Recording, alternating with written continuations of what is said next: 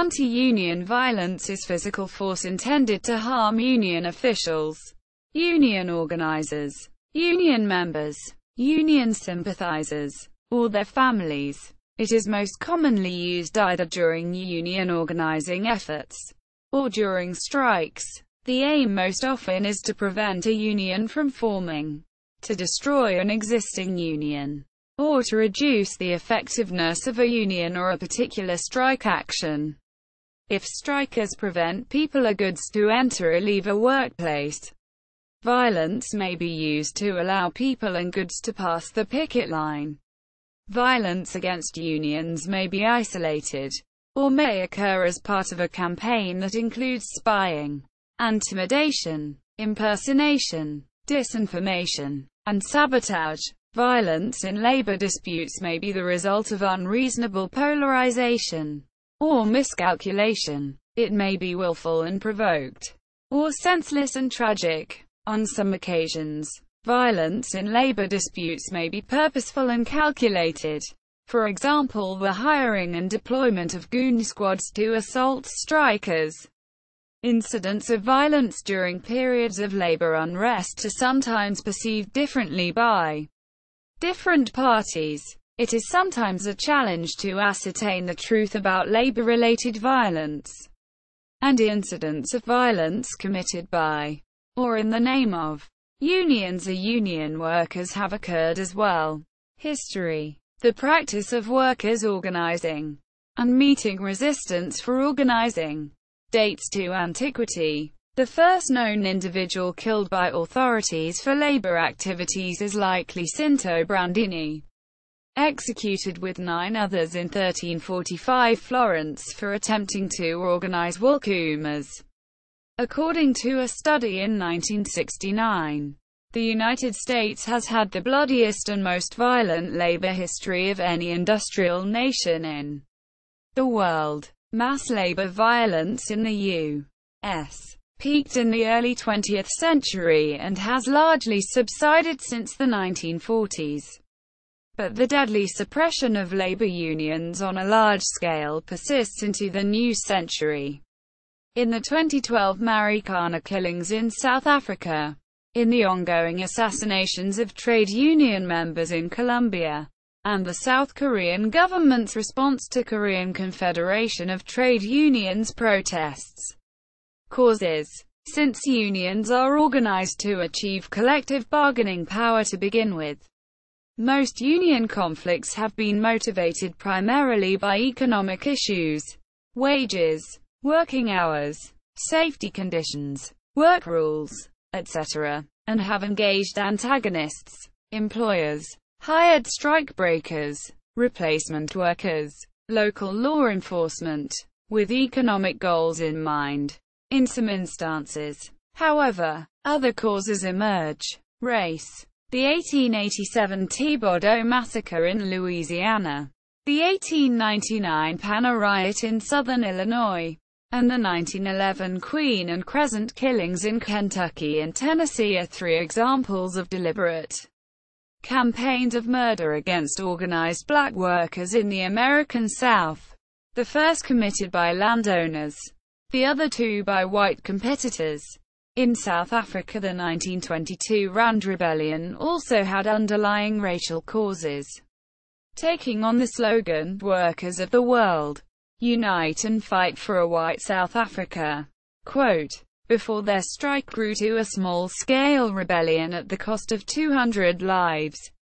The behavior of South African police in the 1946 African Mine Workers Union strike is said to have led to the formation of the Northern Rhodesian African Mine Workers Union in 1949 as a cornerstone of the anti-apartheid movement. Political power. As with race, for some incidents there is no clear distinction between anti-union violence and political suppression. Polish labor unions were centrally involved in workers' uprisings and/or general strikes that challenged the sitting governments in 1905, 1923, and 1937. In a similar way, the strike of Asturian miners in 1934 put down by right-wing Spanish government forces with great loss of life, amounted to an insurrection through work stoppage, not an economic labor action. Unions continued to play a political and military role in the subsequent Spanish Civil War, along with Franco in Spain. Other totalitarian regimes in Europe brought the labor unions under government control, violently when necessary. After coming to power as Chancellor in January 1933, Adolf Hitler declared May Day a national holiday. Then on May 2, 1933 unexpectedly moved to outlaw labor unions as part of the Nazi synchronization process. Major unions such as the Allgemeine Deutsche Gewerkschaftsbund were raided that day, their accounts seized, and the leaders, Gustav Schäfer, Wilhelm Leuschner, Erich Loeb, arrested and sent to concentration camps. The bodies of 4 murdered trade union officials in Duisburg were only found a year later. In April 1934, every worker in the nation was then compelled to join the single-party, controlled sham union, German Labour Front. Similar coercive violence was exercised against labor unions in conquered nations, as in the Netherlands in 1941. Types of violence.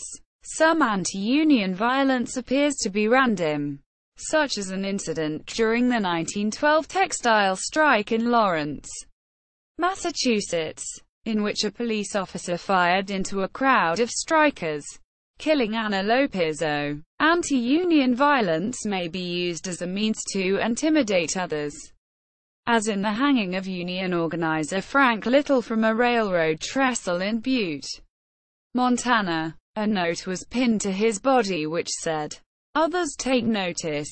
First and last warning." The initial of the last names of 7 well-known union activists in the Butte area were on the note, with the L for Frank Little circled. Anti-union violence may be abrupt and unanticipated. 3 years after Frank Little was lynched, a strike by Butte miners was suppressed with gunfire when deputized mine guards suddenly fired upon unarmed picketers in the Anaconda Road Massacre. 17 were shot in the back as they tried to flee, and 1 man died. Other anti-union violence may seem orchestrated, as in 1914 when mine guards and the state militia fired into a tent colony of striking miners in Colorado, an incident that came to be known as the Ludlow Massacre. During that strike, the company hired the Baldwin Felts Agency, which built an armored car so their agents could approach the strikers' tent colonies with impunity. The strikers called it the Death Special.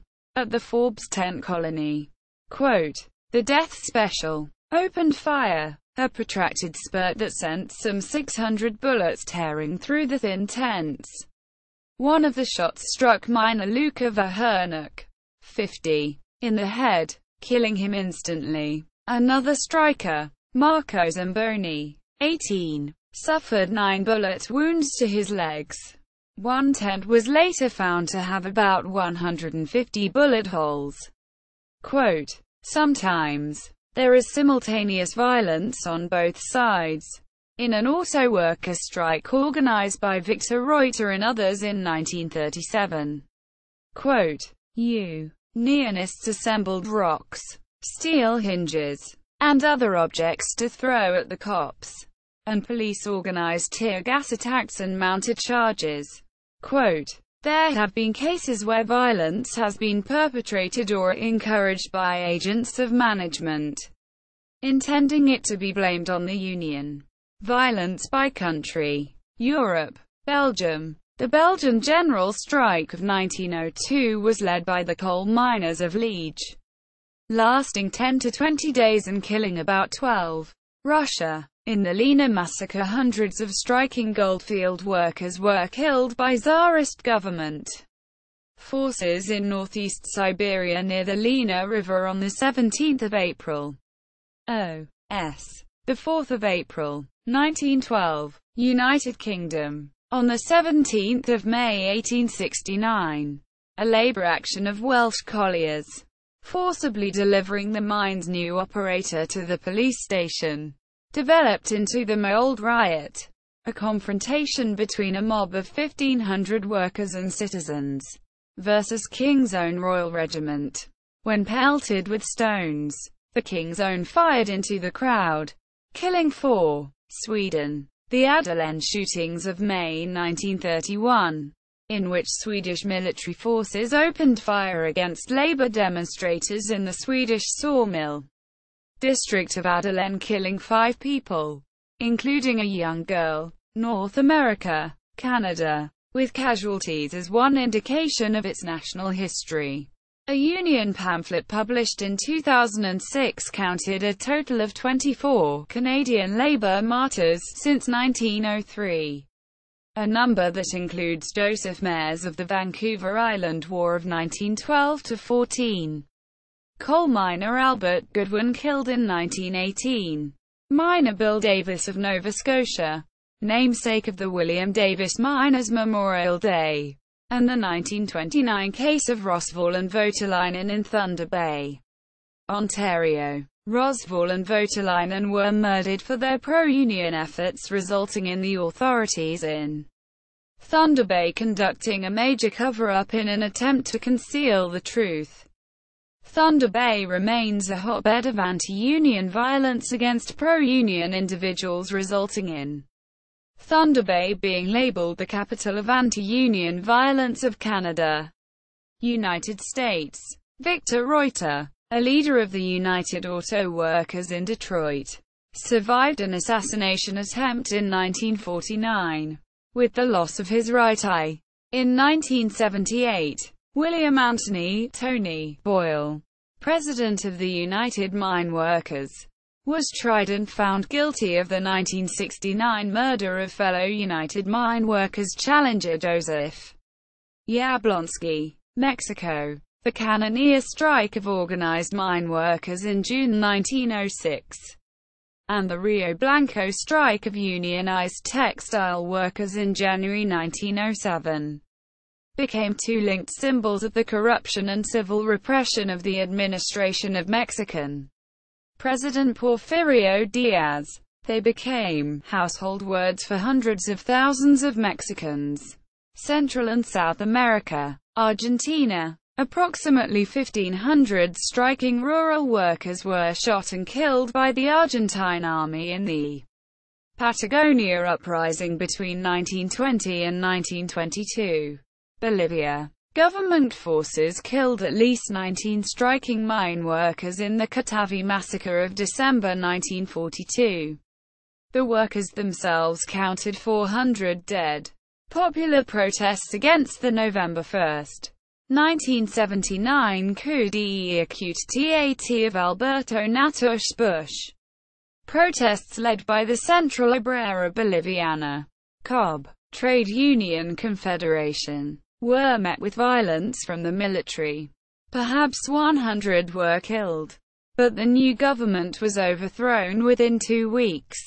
Chile. The Santa Maria School Massacre was a massacre of striking nitrate miners, with wives and children, committed by the Chilean army in Iquique, Chile on December 21, 1907. The number of victims has been estimated at 2,000. Colombia. See main article Trade unions in Colombia. Colombia has been identified as one of the most hazardous for present-day labor unionists, according to the International Trade Union Confederation. Over 2,800 unionists were killed between 1986 and April 2010. The Banana Massacre. 1929. Isidro Gil, a leader of the National Union of Food Industry Workers at the Bogotá, Colombia bottling plant of the Coca-Cola Company, who was shot dead at the plant on December 5, 1996. 4 other leaders of the union have been killed since 1994, as have other union leaders in Colombia.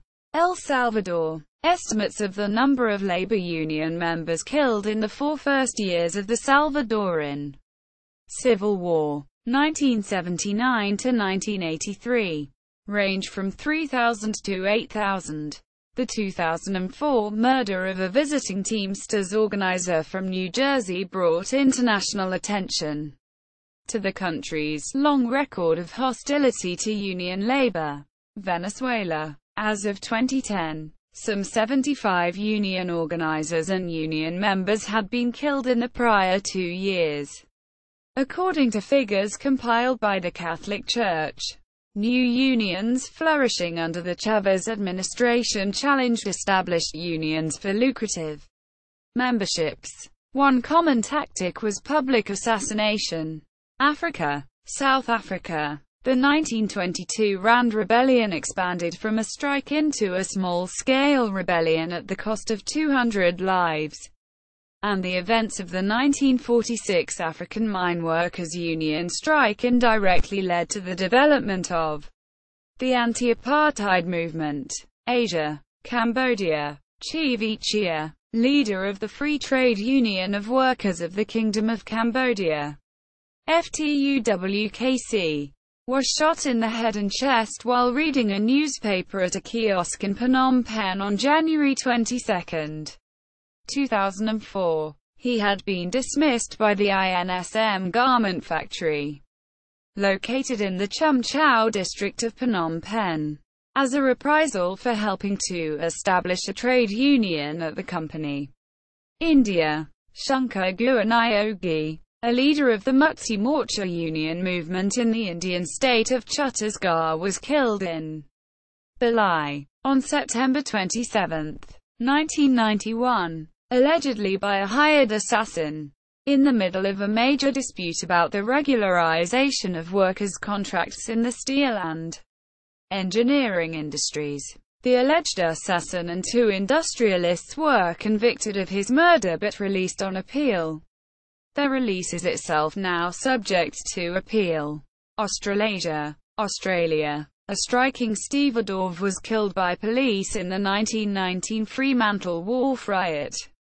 Fremantle, Western Australia. One striking union worker was killed outright, and 40 wounded by gunfire, when police shot into a crowd in the 1929 Rothbury riot.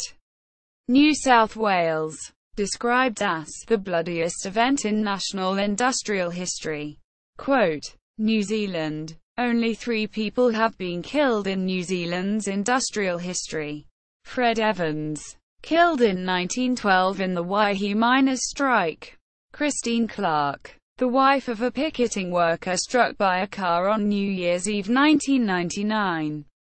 And the victim of a suitcase bomb, was left in the foyer of the Trades Hall in Wellington. The 27th of March 1984.